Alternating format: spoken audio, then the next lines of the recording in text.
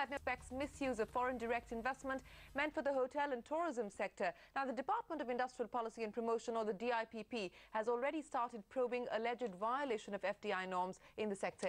In fact, Shireen, sources tell CNBC TV18 that FDI inflows between April 2009 and September 2010, amounting to about 4,100 crore rupees, is now under the scanner. Rajya Sabha MP Rajiv Chandrasekhar, incidentally, he was the first person to raise this issue in Parliament way back in 2007. Rajiv Chandrasekhar, many thanks for joining us on the show.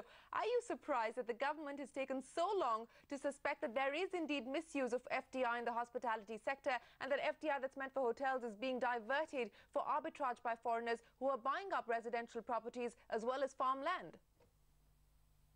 FDI caps in India are not being enforced, or are being loosely enforced.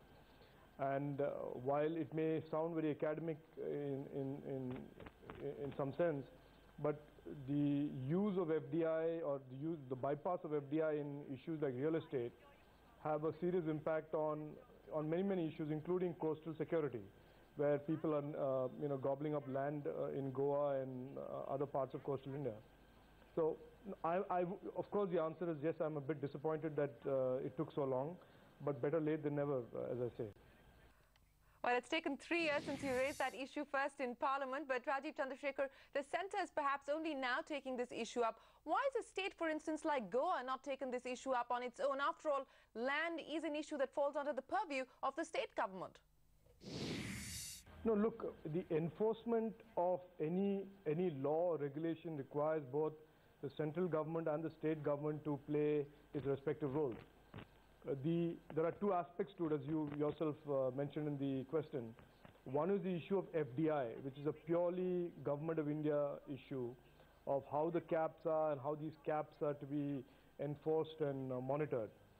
And the second is the issue, the broader and larger issue, which is outside, which is beyond the FDI issue, which is the issue of land from farmers. And we are hearing in a number of cases, not directly related to FDI alone, where corporates coerce land away from farmers, and that is clearly something that state governments must put a halt to, and that is why you need a new land acquisition policy or land acquisition approach at the state government level.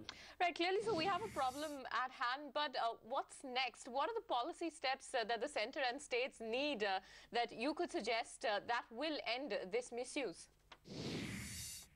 Look, I think that we need to bring in the concept in India of beneficial ownership.